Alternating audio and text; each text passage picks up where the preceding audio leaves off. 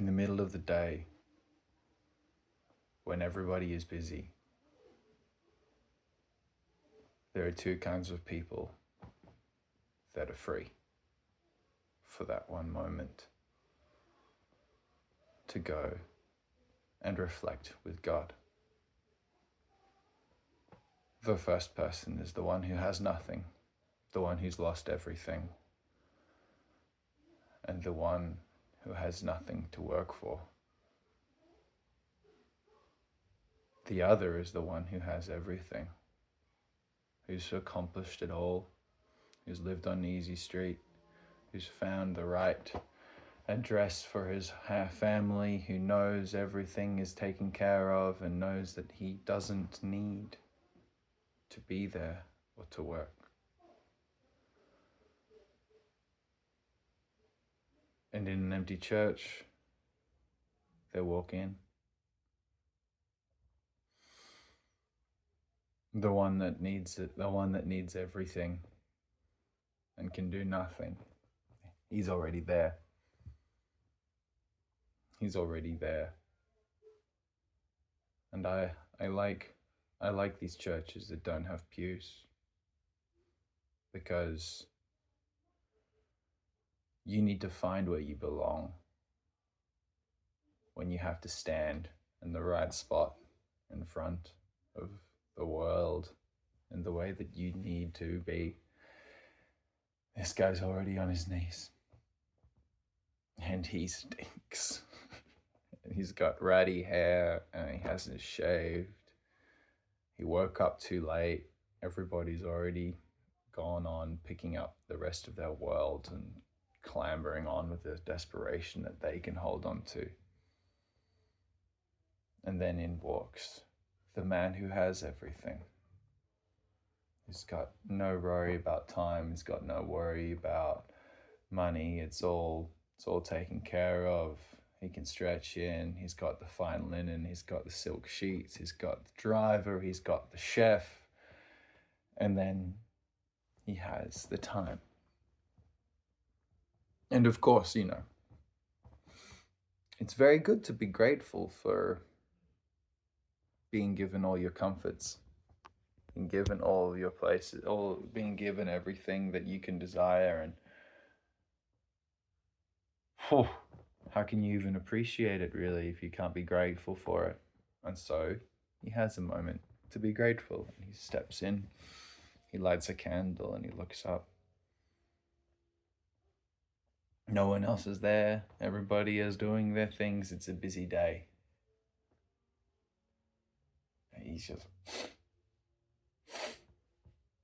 he smells all the dirt, smells all the dust and the detritus coming off of the man who has nothing. And he looks at him and he's just like, oh. And he's moved. It's stirred in him. I don't think he can tell that it's disgust, but it's like the empathy that you can feel for someone. That kind of high-class empathy. It's just like, oh, God, thank you. Thank you so much for everything that you have given me. Thank you for my clothes. Thank you.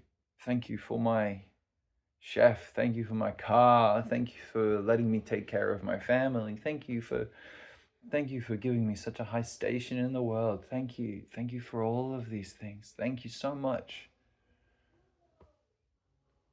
And he can't help himself, but he takes another glance over at the man who has nothing. It's like, thank you. Thank you for giving me shoes. Thank you for giving me good soaps and nice water to wash myself in. Thank you for making me respected by my community. Thank you for making me valuable. Thank you for making me valuable to this world. Thank you for making me a man of plenty. So much better than what I could be if I didn't have that.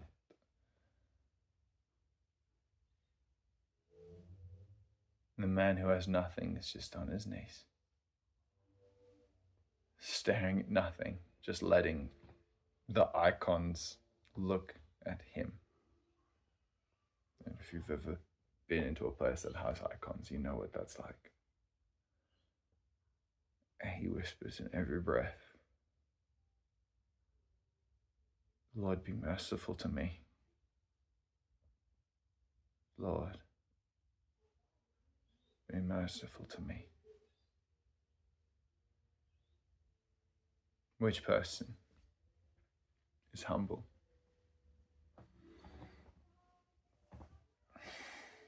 I had a sentence come to me yesterday,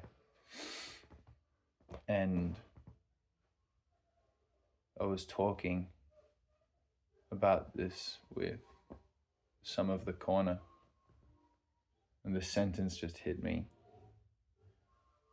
The difference between a paradox and a contradiction is the same difference between Christ and the evil one.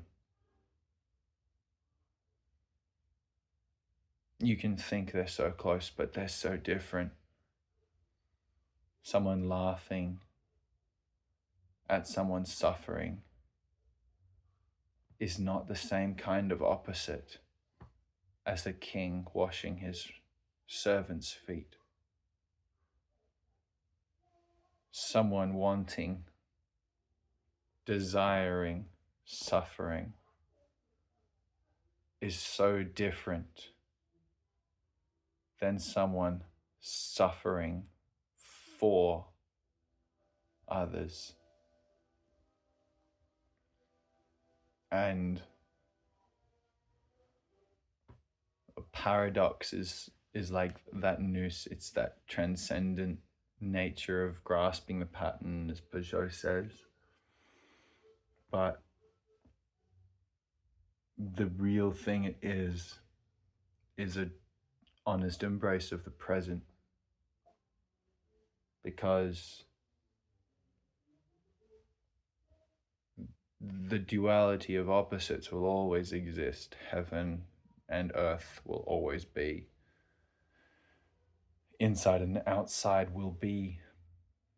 And all of these dualities make it really, really hard to forget the synthesis and the unity that is made in a present. And it's not highfalutin what idea expressed. It's not a wandering of thoughts. It's on a podcast most of the time as well. It's being as empty and open and honest with where you are and what you're doing, and facing into the reality, and facing God, facing the essence of reality, and saying, here I am. I love you. Have mercy on me. Which is the hardest thing, because there is no transaction.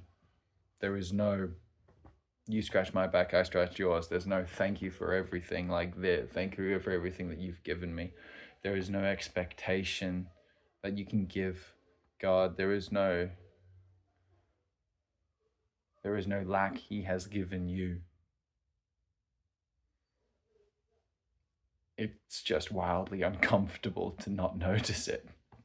And sometimes you might never notice it. But the moment you split the opposites into a transaction, it no longer becomes a dance. There's something like the difference between art and entertainment.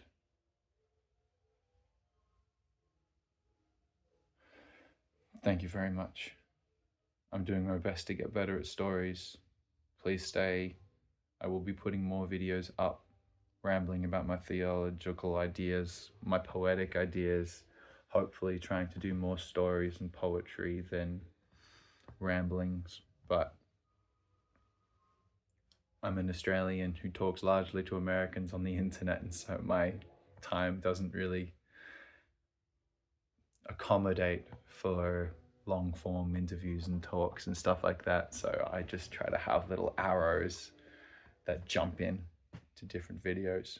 And this is one. My priest says the two most important parables to describe a Christian life is the parable of the Samaritan and the parable of the Pharisee and the tax collector, which I did my own version of at the beginning. And I think that's really true because it's an honest, unremoved expectation, acquisition, and perspective to virtue and God. Anyway, thank you very much. Amen.